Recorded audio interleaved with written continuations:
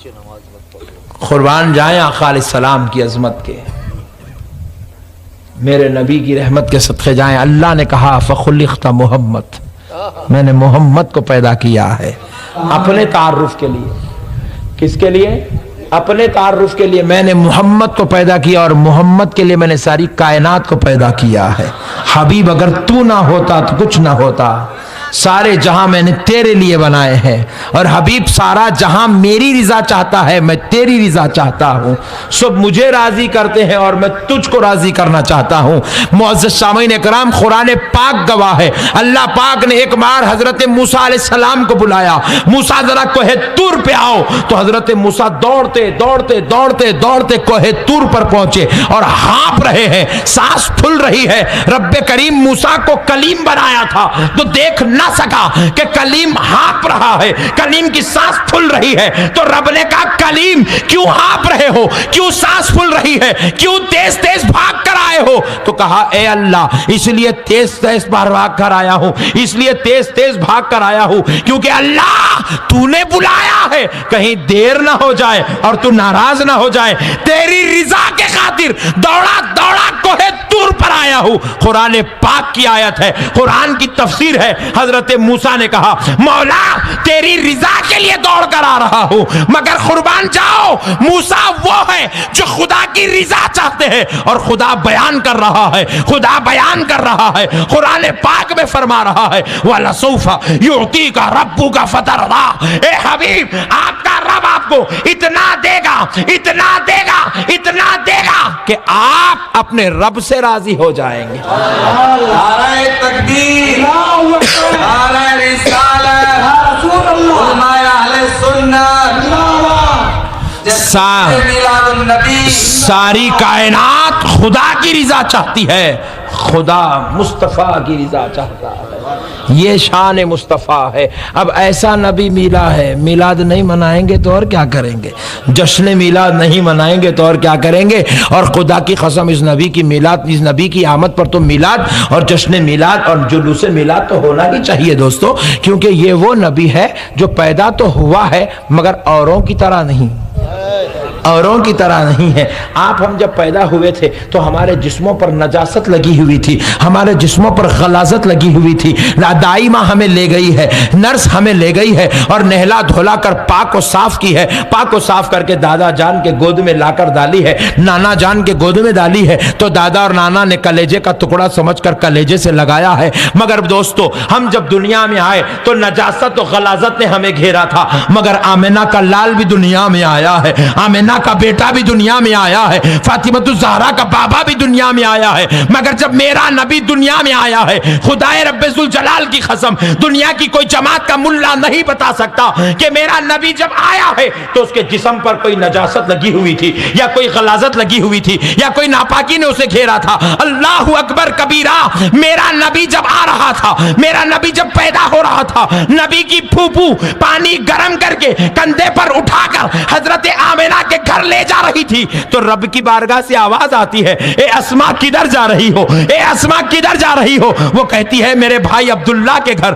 उसका बेटा पैदा होने वाला है, आमिना के घर जा रही हूं ताकि पैदा होने वाले को गुस्ल दे दूं। तो बारगाह इलाही से जवाब आता है, ए अस्मा जानती है वो पैदा होने वाला कौन है? तो हजरत अस्मा ने कहा नहीं जानती। तो कहा सुन ले, बस इतना जान ले, वो पैदा होने वाला और बच्चों की तरह नहीं है जो हालत नापाकी में पैदा हो और तू उसे गुस्ल दे दे, बल्कि सुन ले उसका रब उसको जन्नत से गुस्ल दे के पाक लिबास पहना के पैदा कर रहा है।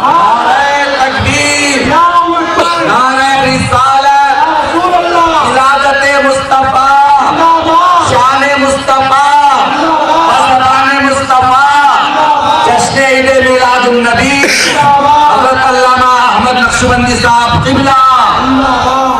आमिना का लाल दुनिया में आया जरूर है मगर पाक होकर, जन्नत से गुस्ल लेकर। दुनिया का हर बच्चा पैदा होता है बरहान की हालत में, नंगा, बरहाना जिस्म के साथ पैदा होता है, उसके जिस्म पर कोई कपड़ा नहीं होता, उसके जिस्म पर कोई कपड़ा नहीं होता। मगर कुर्बान जाए, आमिना का लाल पैदा हुआ है तो बरहाना पैदा नहीं हुआ है। आमिना का लाल पैदा हुआ है तो नंगे जिस्म के साथ पैदा नहीं हुआ है। मेरा नबी पैदा हुआ तो हजरत आमिना फरमाती है कि मेरा बेटा जन्नती सफेद लिबास में लपटा हुआ पैदा हुआ है। जन्नती लिबास में हुजूर पैदा हुए। दोस्तों, फिर उसके बाद फरमाते हैं दुनिया का हर बच्चा पैदा होता है, पैदा होते ही बच्चा रोता है और रोना उसकी जिंदगी की अलामत है।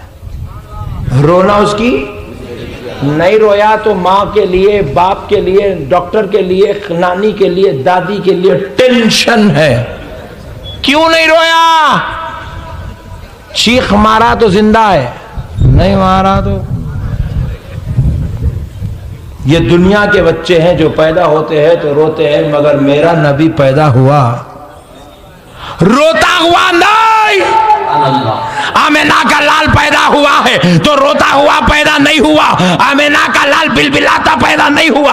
आमिना का लाल चीखा मारते पैदा नहीं हुआ। हजरत आमिना फरमाती है, सीरतुल हलबिया में लिखा है, आमिना फरमाती है, ताबईन ने सीरत को लिखा है, आमिना फरमाती है मेरा बेटा लख्ते जिगर पैदा हुआ तो मैंने देखा कि उसकी आवाज मुझे सुनाई नहीं दे रही है। मैं परेशान हुई, अपने लख्ते जिगर को देखना चाहिए कि वो रोता क्यों नहीं है, वो आवाज क्यों नहीं करता है, वो कोई बात क्यों नहीं करता है। तो मैं क्या देखती हूं, मेरा लख्त जिगर रो इसलिए नहीं रहा है क्योंकि वो सजदे की हालत में पैदा हुआ। कैसे पैदा हुआ? कैसे पैदा हुआ? सजदे की हालत में हुजूर जलवागर हुए हैं। अल्लाह अल्लाह। हजरत आमिना फरमाती है मैंने जब अपने प्यारे को देखा वो सजदा कर रहा है और सजदे में होठ हल रहे हैं, होठ हल रहे हैं, मेरे दिल को चैन आया। मेरा बच्चा बोल रहा है, होठ हल रहे हैं। आमिना कहती है मेरा बच्चा बोल रहा है। जब मैंने अपने बच्चे के होठों के करीब अपने कानों को ले गई तो मैं क्या सुनती हूँ, शायद मेरा बच्चा कुछ बोल रहा है, कुछ बोल रहा है। मैंने चाहा कि क्या बोल रहा है तो मैंने क्या सुना, मेरा बच्चा कुछ और नहीं, रब्बी हबली उम्मती बोल रहा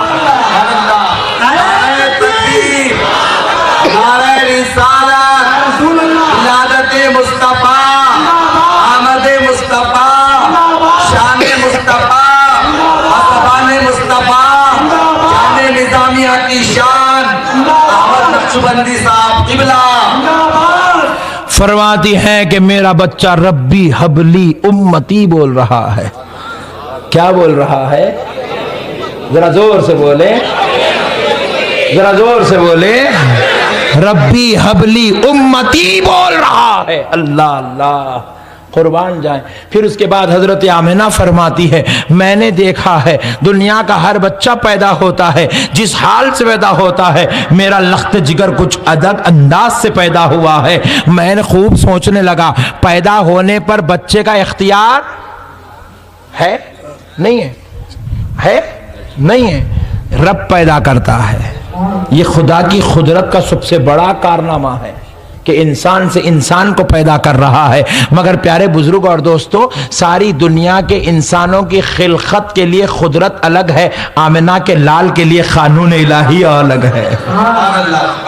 आमिना के लाल की बात आती है तो कुदरत इलाही तब्दील हो जाती है, अल्लाह अपना कानून बदलता है। कहा सुबह का बच्चा रोते हुए जाएगा, आमिना का लाल उम्मत को याद करता हुआ जाएगा। और नबी ने क्या कहा, रब्बी हबली, रब्बी हबली उम्मती, उम्मती। और इस बात पर सुन्नियों को नहीं, वहाबियों को भी इत्तेफाक है। वहाबिया भी लिखे अपनी किताब में रब्बी हबली उम्मती बोले, सरकार रब्बी हबली उम्मती बोले। तो बोला तू कितना दीवाना है रे, तू बोलता मगर समझता नहीं। कहीं को नहीं समझता। बोलो खतमल्लाहु अला कुलूबिहिम वअला समइहिम वअला अबसारिहिम गिशावतुन वलहुम अज़ाबुन अज़ीम। अल्लाह कह रहा है जब हम किसी को अज़ाब अजीम में मुबतला करना चाहते हैं तो उसके दिलों पर मोहर लगा देते हैं, उसकी समाअत पर मोहर लगाते हैं, उसकी बसारत पर मोहर। अजाब अजीम में मुबतला करना चाहते हैं तो उसके दिलों पर मोहर लगा देते हैं, उसकी समाअत पर मोहर लगाते हैं, उसकी बसारत पर मोहर लगाते हैं। वो देख सकता मगर हिदायत नहीं पा सकता, वो सुन सकता मगर हिदायत नहीं पा सकता। उसके दिल पर हम मोहर लगा दी, अच्छी बात यहां तक नहीं उतरती। हुजूर क्या बोलते आए, रब्बी हबली। याद रखो, देखो इतना अजाइबात, इतने कमालात कुदरत के, इतने जलवे समंदर के अंदर है, समझने वाले के वास्ते।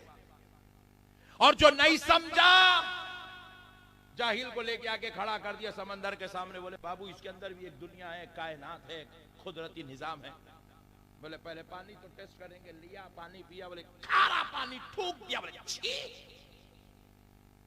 बात समझ में आई? समझने वाले के लिए समंदर एक कायनात है, नहीं समझने वाले के वास्ते खारा पानी है। बाजू वालों का किस्सा भी ऐसी है, समझने वालों के वास्ते 1400 साल गुजर गए, अब तक अजमत मुस्तफा की हद मालूम नहीं हो रही है। समझने वालों के वास्ते हर पहलू में रिफाते मुस्तफा नजर आ रहा है, शाने मुस्तफा नजर आ रही है, नबी की अजमत नजर आ रही है। नहीं समझने वाले के वास्ते लाके उसको दाढ़ी छुड़ा के, टोपी पहना के, घट्टे मार के, पैजामा छोटा करके उसको खड़ा कर दिए, करके बोले बाबू नबी हमारी तरह है, हमारी तरह है, नबी नबी नबी को भी दो, तुम्हें को भी दो। चिल्लर पने की हद हो गई मेरे भाई, इतना लोकल माइंड, इतनी थर्ड क्लास कौन बोले नबी हमारी तरह है। और तारुफ भी देखो कैसा कराते हैं इनकी मजलिसों में। कभी आप गफलत से बैठो मत, बैठे तो सुने होंगे क्या बोलते हैं, अल्लाह के नबी सल्लल्लाहु अलैहि वसल्लम पत्थर पे सोते थे, ईंट का तकिया लगाते थे, शिट, बकरियां चराते थे, बकरियों का दूध दोहते थे, बड़े तकलीफ में थे, बड़े टेंशन में थे, 8-8 दिन तक खाना नहीं खाते थे, फाका कश रहते थे, पेट पे पत्थर बांधते थे, पूरी जिंदगी में सिर्फ एक ही लिबास का इस्तेमाल करते रहे। अल्लाह अल्लाह अल्लाह, ऐसा तारुफ करा रहा नबी का, सुनने वाले के दिल में रहम पैदा हो रहा। अरे रे रे रे रे रे रे रे, मैं रहता तो थोड़ी मदद कर देता था भाई। अरे बोले नबी का तारुफ ऐसा करा था दीवाने। सुनने वाले के दिल में नबी की अजमत पैदा होने के बजाय नबी के लिए हमदर्दी पैदा हो जा रही है। अरे रे रे नबी, यारो अब डॉक्टर साहब बोल रहे हैं, डॉक्टर साहब बोले तो उधार का ही ना, 300-300 रुपए लेते हैं पेशेंट से, 500-500 रुपए लेते, अभी पैसे वाले। वहां रहता तो थोड़ा बहुत चंदा देता था मैं, बोले ऐसा तारुफ करा रहा नबी का। नबी के बारे में जो है नौज़ुबिल्लाह मिन ज़ालिक, नबी के लिए हमदर्दी पैदा कर दे रहा उम्मत के दिल में। अरे दीवाने नबी का तारुफ ऐसा नहीं कराते। क्या बात है, क्या बात है। बेशक ये भी नबी की सीरत का एक पहलू है कि आमिना का लाल बकरियां जरूर चराता था, बकरियों का दूध भी दोहता था, पत्थर पर आराम भी करता था, ईंट को तकिया बना था, झाड़ को साया बना के लेटा था। खुदा की कसम ये नबी की सीरत का एक पहलू है। मगर ये असर के बाद, मगरिब के बाद जब देखो पान डब्बे करने, लारी वाले करने, ऑटो वाले करने, बोलने के वास्ते नहीं है ये। जहां देखो वहां ये तराना पढ़ने के वास्ते ये तारुफ नहीं है। अरे नादान, नबी का तारुफ ऐसा मत करा कि सुनने वाले के दिल में नबी की अजमत पैदा होने के बजाय हमदर्दी पैदा हो जाए। अरे नबी का तारुफ कराना हो तो जालिमो ऐसा तारुफ करा जैसे मजलिस अहले सुन्नत में तारुफ कराया जाता है। बेशक आमिना का लाल मक्के की धरती पर रहता था, 8-8 दिन तक खाना फाकाकश होकर रहता था, खाना नहीं खाता था, मगर जब उंगली उठाता था तो चांद के 2 टुकड़े कर देता था। अरे तारुफ ऐसा करा, बेशक वो आमिना का लाल पत्थरों को बिस्तर बनाकर लेटता था, मगर जब हाथ उठा देता था तो डूबा सूरज पलट आता था। तारुफ ऐसा करा कि आमिना का लाल झाड़ के नीचे आराम जरूर करता था, मगर जब कोई यहूदी आकर कहे कि ए मोहम्मद, आप अगर अल्लाह के नबी है तो बताओ, कोई ऐसी चीज दिखाओ कि मैं आपको मान लूं कि आप अल्लाह के नबी है, तो कोई ऐसी चीज करके दिखाओ। अरे वो झाड़ के नीचे आराम करने वाले नबी की शान तो देख। नबी ने सोचा मैं इसको क्या बताऊं, भाई आप कहने 4 मोजेज़े हैं तो एक निकाल के दे देंगे, ले रे बड़े भाई ये देख ले। आप कहने 6 मोजेज़े हो तो एक बता देंगे, 5 रख लेंगे, बड़े भाई ये देख ले। यहाँ तो सरता पा मोजेज़ा है, क्या बात है, वाह, यहाँ वाह, तो हर अदा मोजेज़ा है, यहाँ तो हर सात मोजेज़ा है, यहाँ तो हर घड़ी मोजेज़ा है, यहाँ तो पसीना भी मोजेज़ा है, यहाँ तो लुआब भी मोजेज़ा है, यहाँ तो पेशाब भी मोजेज़ा है, यहाँ तो नाखून भी मोजेज़ा है, यहाँ तो बाल भी मोजेज़ा है, यहाँ तो सांस लेना भी मोजेज़ा है। क्या बात है, वाह वाह, हाय, नबी ने पूछा मैं क्या बताऊं, तू बता, तू क्या देखना हाय, चाहता हाय, है? हाय, वाह वाह वाह वाह, सुभान अल्लाह। सुनो प्यारो, अगर हुजूर उसके पूछने पर नहीं बताते तो ये शान मुस्तफा के खिलाफ था। और इतना बड़ा नबी, उसको अगर कुछ छोटी मोटी चीज दिखा देता तो ये अजमत मुस्तफा के खिलाफ था। तो नबी ने इसलिए कहा कि भाई तू बता, तू क्या देखना चाहता है? तो उसने कहा है अल्लाह के नबी, अगर आप वाकई पैगंबर हैं तो आप वो झाड़ को बुलाइए। वाह वाह, हुजूर ने कहा मैं बुलाऊं? क्या बात है, वाह वाह वाह, मैं बुलाऊं तो शान मुस्तफा के खिलाफ? कि इतने बड़े नबी को इतने छोटे छोटे बातें बोलता? वो नबी जो लामकां के बात करे, वो नबी जो हाथ उठाए तो जन्नत की टहनी को तोड़ दे, वाह वाह, वो नबी जो यहाँ ठहरे तो वहां की खबरें बयान करे, वो नबी जो कयामत के आसार बयान करे, कयामत की खबर दे, वैसे नबी से इतने छोटे छोटे बातें, झाड़ को बुलाओ, ये क्या बात है? बुलाते तो शान मुस्तफा के खिलाफ, और अगर नहीं बुलाते तो अजमत मुस्तफा के खिलाफ। तो इसीलिए आमिना के लाल ने कहा जा, तू जाकर कह दे उस झाड़ से कि आमिना के लाल मोहम्मद अरबी ने बुलाया। क्या बात है, वाह वाह वाह, हाय हाय हाय, तारुफ कराना हो तो नबी का ऐसे करा क्या बात है, ताकि काफिर भी सुन ले तो कलमा पढ़ने पर मजबूर हो जाए। सुभान अल्लाह, वाह वाह, ये क्या तारुफ करा रहा रे भाई, मुसलमान के दिल में पहचान और नबी हमारी तरह से चुपी बोल रहे हैं लोग, नबी हमारी तरह से, नबी इन्हें तो बोल रहा अल्लाह का शुक्र है भाई, अपन तो और अच्छे थे बोले नबी से। नौज़ुबिल्लाहि मिन ज़ालिक, अस्तग़फिरुल्लाह, ऐसा तारुफ करवा रहे नबी का। अब वो शख्स यहूदी जिसे नबी ने कहा जाकर तू कह दे कि आमिना के लाल मोहम्मद अरबी ने बुलाया है, वो गया और जाकर झाड़ से कहने लगा, अक्ल काम कर रही से देखो आप, उन्होंने ये नहीं सोच रहा कि मैं बोले तो उन्हें झाड़ आता। आपको भी कोई बोले बाबू जरा झाड़ को बुलाओ, आप बोले हाँ, ही इज मेंटली रिटायर्ड। झाड़ को भी बुलाया जाता है? हाँ मुझ बैठो, मौलाना दीवाने बातें कर रहे हैं हैदराबाद से आके। प्यारे बुजुर्ग और दोस्तों, गौर करने वाली बात है, नबी ने कहा तो यहूदी भी नहीं सोच रहा है, नबी ने कहा तो यहूदी भी खामोश हो, बोले ये नबी हैं जो चाहे कर सकते, अल्लाह ने इन्हें मुख्तारे कायनात बनाया है, सुभान अल्लाह, ये जो चाहे कर सकते हैं। तो इसीलिए अब यहूदी खामोश नहीं रहा, गया जाकर झाड़ से कहने लगा, ए झाड़, तुझे मोहम्मद अरबी ने बुलाया है। जैसे ही सुनना था, झाड़ ने नबी की जुबान से नहीं सुना, सहाबी की जुबान से नहीं सुना, काफिर की जुबान से सुन रहा है। सुनकर झाड़ अपनी जड़ों को तोड़ रहा है, अपने आजू हला, बाजू हला, पीछे गया, आगे आया और अपनी जड़ों को तोड़ता हुआ उचक उचक कर, उचक उचक कर, हदीसे पाक के अल्फाज है, उचक उचक कर, उचक उचक कर झाड़ दरबारे मुस्तफा में आया, कदमों में गिर गया। क्या बात है, वाह वाह वाह, और देखने वालों को महसूस हो रहा था कि इस तरह गिरा के ये नबी को सजदा कर रहा है। अल्लाहू अकबर। नबी ने उसके पत्तों पर, झाड़ पर हाथ रखा, रखकर कहा, बता मैं कौन हूं?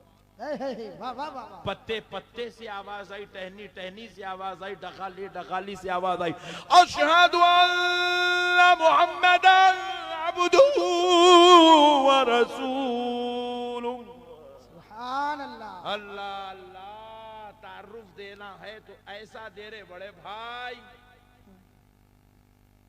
ऐसा कैसा तारुफ दे रहा रे बड़े भाई, नबी के ताल्लुक से। नौज़ुबिल्लाह मिन ज़ालिक।